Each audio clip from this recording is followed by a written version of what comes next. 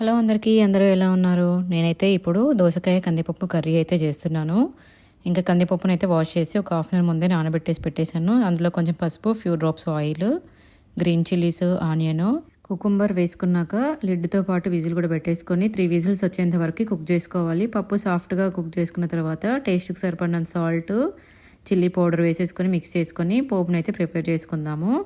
పోపు కోసం బౌల్ పెట్టేసుకొని ఆయిల్ వేసుకున్నాక ఆయిల్లో ఆవాలు, జీలకర్ర, ఎండుమిర్చి, garlic, curry leaves, coriander, spring onions ఇవన్నీ వేసుకొని ఇవన్నీ మంచి ఆయిల్లో ఫ్రై అయిపోయిన తర్వాత పసుపు కూడా వేసేసుకొని మిక్స్ చేసుకొని ఇందాక ప్రిపేర్ చేసుకున్న పప్పులో ఈ మిక్చర్ని వేసేసుకొని దాంతోపాటు కొన్ని వాటర్ని కూడా వేసేసుకోవాలి. నేనైతే ఒక స్మాల్ గ్లాస్ వాటర్ అయితే యాడ్ చేశాను. పప్పు కన్సిస్టెన్సీ లూజ్గా కావాలి అనుకునే వాళ్ళు ఇంకొంచెం వాటర్ ఎక్కువగా వేసుకోవాలి, వద్దు అనుకునే వాళ్ళు కొంచెం తక్కువగా వేసుకోండి. ఆఫ్టర్ 5 మినిట్స్ తర్వాత స్టవ్ అయితే ఆఫ్ చేసేసుకొని సర్వ్ చేసేసుకోవచ్చు. అంతే, యమ్మీ యమ్మీ దోసకాయ పప్పు అయితే రెడీ అయిపోయింది. నేను రైస్తో పాటు మ్యాంగో చట్నీ కాంబినేషన్లో అయితే సర్వ్ చేస్తున్నాను. ఇది చపాతీ కాంబినేషన్లో కూడా బాగుంటుంది, మీరు కూడా ట్రై చేయండి.